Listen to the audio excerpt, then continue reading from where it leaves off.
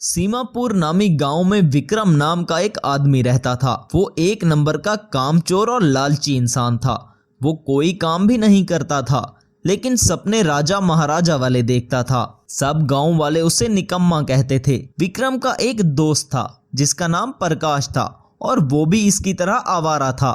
एक दिन विक्रम प्रकाश से कहता है, अरे यार, मैं जब भी कोई काम करता हूँ वो चौपट हो जाता है। एक बार मेरे पास पैसा आ जाए, ये सब गांव वाले मुझे निकम्मा कहते हैं। इन सब से मैं अपने अपमान का बदला जरूर लूंगा।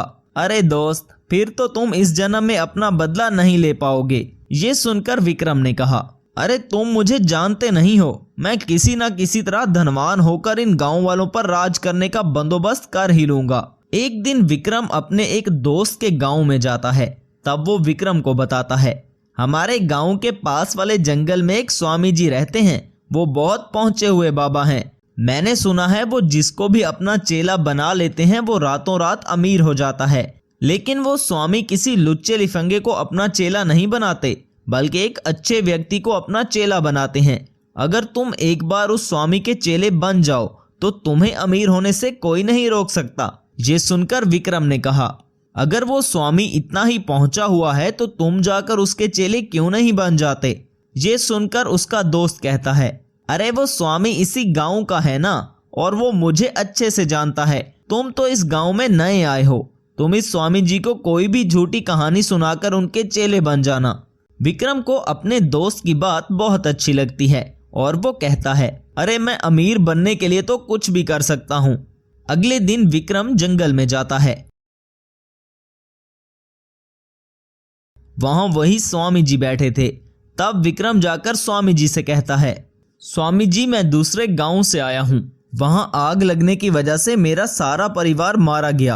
अब मैं भी मरना चाहता हूँ। मरने से पहले मैं अपने सारे पापों का प्रायश्चित करना चाहता था, इसलिए आपके पास आया हूँ।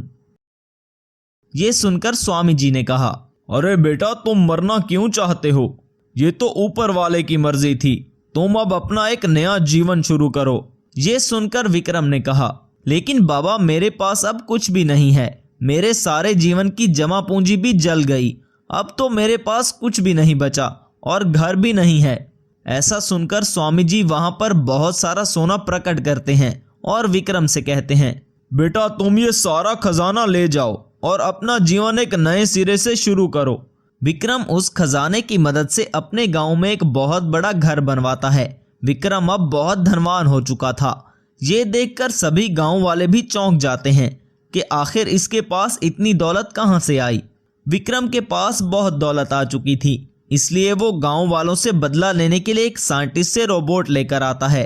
तब वो अपने सुपर रोबोट से कहता है, जाओ सुपर रोबोट, और जाकर इन गांव वालों को परेशान करो और इनके घरों को भी तोड़ दो। रोबोट लोगों के घरों को तोड़ने लगता है।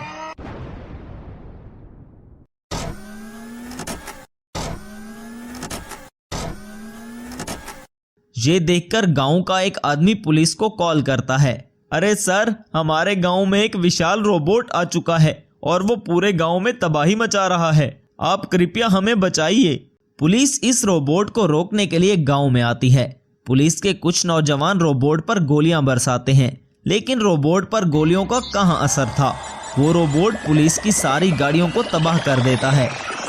ऐसा देखकर विक्रम बहुत खुश होते रहता है और वो गांव वालों से कहता है, तुम सब मेरा मजाक उड़ाते थे ना। ये मेरा रोबोट है जो तुम लोगों को परेशान कर रहा है।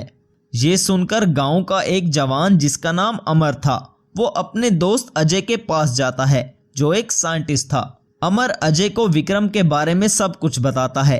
तब अजय ने कहा, अरे तुम फिक्र मत करो, मुझे बस 2 दिन का समय चाहिए। मैं इस रोबोट को ऐसा सबक सिखाऊंगा कि वो विक्रम याद रखेगा। अजय के पास एक सुपर कार थी। वो इस कार को एक रोबोट में बदलने लगता है। देखते ही देखते अजय उस कार को एक रोबोट के रूप में बदल देता है। वो एक सुपर कार रोबोट था जिसमें एक एडवांस चिप लगाई गई थी। अजय सुपर कार रोबोट को गांव में भेजता है। अजय के सुपर कार रोबोट को देखकर तो विक्रम चौंक जाता है और कहता है, अरे बाप रे बाप, ये एक और रोबोट कहां से आ गया? अगर इसने मेरे रोबोट को खत्म कर दिया तो ये मुझे भी नहीं छोड़ेगा। विक्रम वहां से भाग जाता है। तब दोनों रोबोट्स में घमासान जंग होती है। 3, 2, 1, fight!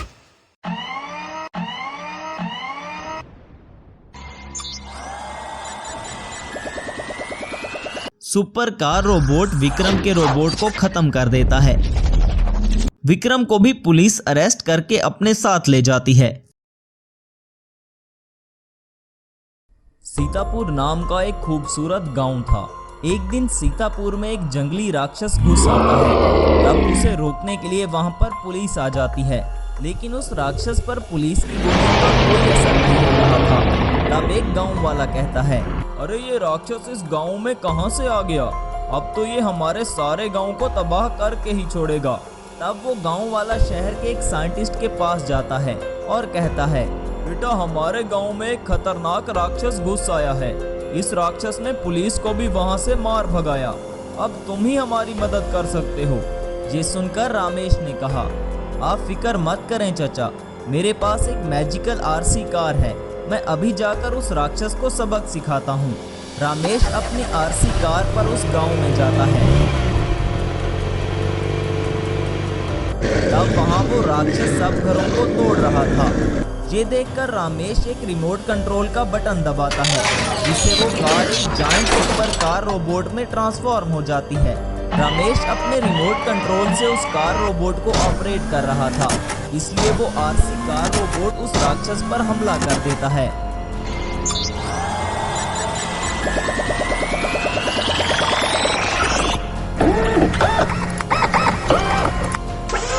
काफी लड़ाई के बाद आरसी कार रोबोट उस राक्षस का खात्मा कर देता है। सभी गांव वाले मिलकर रमेश का धन्यवाद करते हैं। रमेश ने बहुत से इंसानों की जान बचाई थी, इसलिए पूरे गांव में हर तरफ रमेश के ही चर्चे हो रहे थे।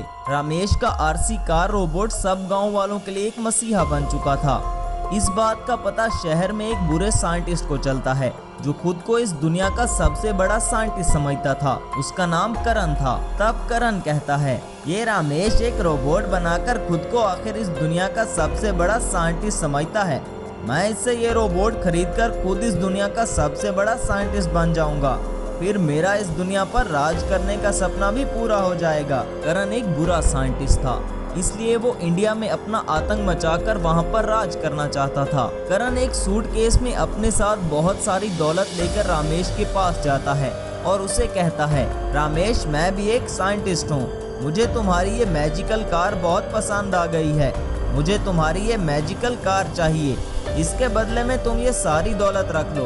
करण को लगा था कि रमेश एक लालची इंसान होगा और वो इसकी बातों में आ जाएगा, लेकिन ऐसा कुछ नहीं होता। और रमेश कहता है, आप इस दुनिया की सारी दौलत भी मुझे लाकर दो, तब भी मैं अपनी मैजिकल कार आपको नहीं दूंगा। ये सुनकर करण ने कहा, मुझे तो तुम कोई पागल इंसान लग रहे हो। मैं तुम्हें जितनी दौलत दे रहा हूँ, इससे तुम कई मैजिकल रोबोट्स बना सकते हो। ये सुनकर रमेश ने जवाब दिया, हाँ मैं ऐसे कई मैजिकल रोबोट्स बना सकता हूँ, लेकिन मैं अपनी मैजिकल कार तुम्हारे हवाले नहीं करूँगा। अब तुम यहाँ से चले जाओ, वरना मेरी मैजिकल कार तुम्हें उठाकर तुम्हारी लैब में फेंक आएगी। ये सुनकर करण को बहुत गुस्सा आता है और वो कहता है, ये तुमने अच्छा नहीं किया, मैं अपने इस अपमान का बदला तुमसे जरूर लूंगा। ऐसा कहकर करण वहां से चला जाता है। करण के जाने के बाद रमेश अपनी मैजिकल सुपर कार को एक बार फिर से अपग्रेड करता है और इसमें एक पावरफुल चिप लगा देता है, ताकि वो आने वाली हर मुसीबत का सामना कर सके। वहां करण गुस्से में अपनी लैब में जाता है और कहता है, अरे ये रमेश क्या समझता है, सिर्फ वही एक रोबोट बना सकता है। अब मैं भी एक सुपर रोबोट बनाऊंगा और उसे जिंदा नहीं छोड़ूंगा। तब करण अपनी लैब में एक जेसीबी रोबोट बनाता है।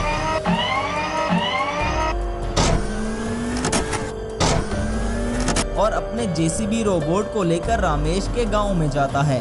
करण अपने जेसीबी को इस गांव में तबाही मचाने का कहता है। जेसीबी वहां घरों को तोड़ने ही वाला था। तब अचानक वहां रमेश अपने मैजिकल सुपर कार रोबोट के साथ आ जाता है। मैजिकल सुपर कार रोबोट और जेसीबी रोबोट में लड़ाई शुरू हो जाती है।